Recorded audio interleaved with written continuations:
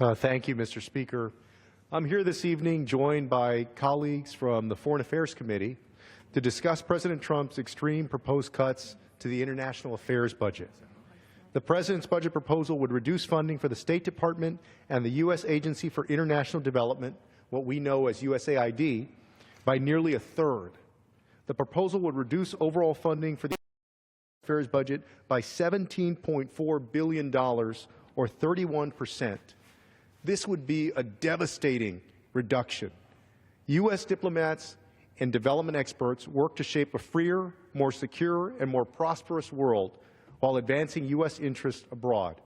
They build relationships with foreign counterparts and resolve disputes to preserve peace and reduce the need for military action.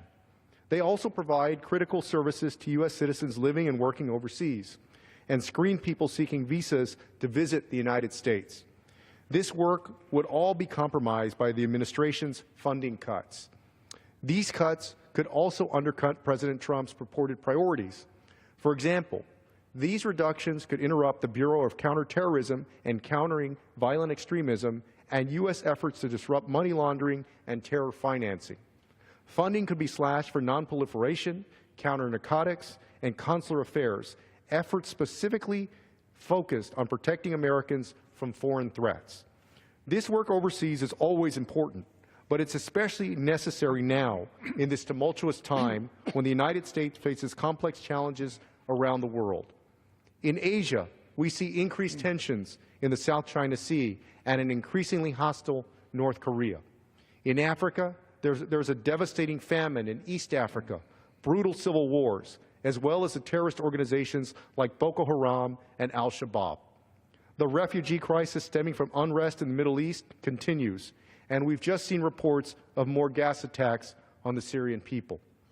In South America, the people of Colombia have experienced devastating floods that claim more than 270 lives, a breakdown in the rule of law in the Northern Triangle, and a government in Venezuela that has become an oppressive dictatorship. Even in Western Europe, we continue to combat terrorism from organizations like ISIS, who 2 weeks ago inspired the attack in London. These are challenging times for our world that require a fully funded international affairs budget. But America's unilateral diplomatic and development work is just one piece of our engagement overseas. Following World War II, the United States helped lead the creation of several multilateral organizations to foster peace and stability in the world, like the United Nations, NATO, and the World Bank. With its budget proposal and heated rhetoric, the Trump administration is threatening that architecture of peace and stability. For example, the President recommends cutting funding for multilateral development banks by $650 million over 3 years and capping United Nations peacekeeping contributions to 25% of total funding. These decisions will have a significant destabilizing impact on the global order. If America retreats from the international stage, other powers like China will step in to fill that void and exert their influence. We cannot afford for that to happen. That's why my colleagues and I are here tonight to speak out against this short-sighted, dangerous budget proposal and emphasize the importance of the United States diplomatic and development work. And with that, I'd like to yield time to my colleague from New Jersey, Congressman Castro.